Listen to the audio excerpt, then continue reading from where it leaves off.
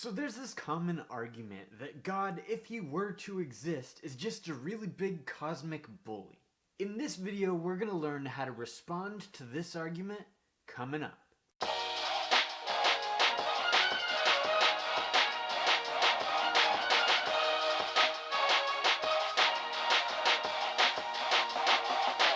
What's up everybody, I'm Josh and welcome to Christian Sophistry, taking apologetics to the next level. And if you're interested in engaging in this conversation, go ahead and think about hitting the subscribe button down below and the bell notification so you don't miss anything. Alright, there are a lot of critics that suggest that God is just this big cosmic bully that threatens people with hell in order to get them to do what he wants. Now, I think that this is just a big misunderstanding about what the intention is with the communication about hell, and I think there are two ways that people come to this conclusion.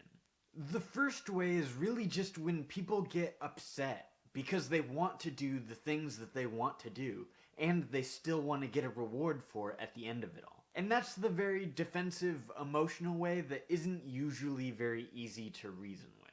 If you think you can get them to admit that that is what they're doing, then more power to you, but that's not the route that I would recommend here. The second way, and I think this is the most common way, is the failure to postulate the Christian worldview. In Christian eschatology, you basically have two choices. There's God, and then there's anything and everything that is not from God. So the call from God is not a threat forcing you to submit to his will, otherwise you get hell.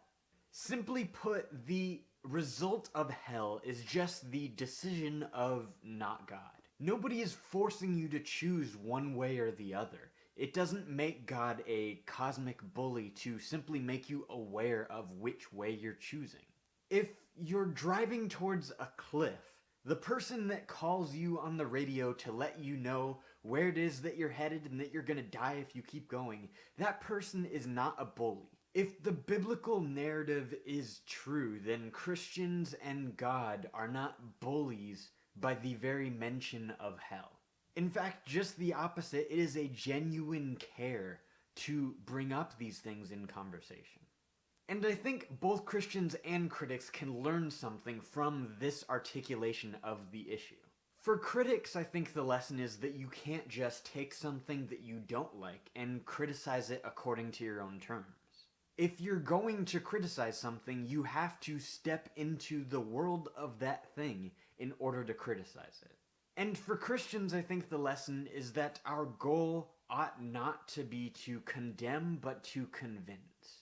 And I know it takes a heck of a lot more work to learn how to not offend people of other worldviews, but I think it's a necessary part of our responsibility as believers if we really want to get through to these people.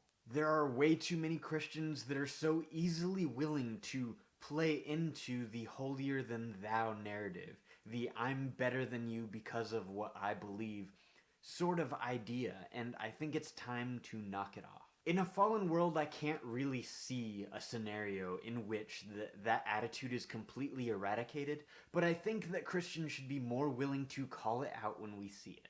I think that there is a growing number of Christians that are starting to realize that apologetics is only half of the battle, and relationship is really what does the trick when it comes to what we're trying to accomplish as Christians. And that's it for this video. So if you thought this video was valuable, please like and share this video with your friends. Otherwise, thanks again for watching. I'll see you next week, and thanks for arguing with me.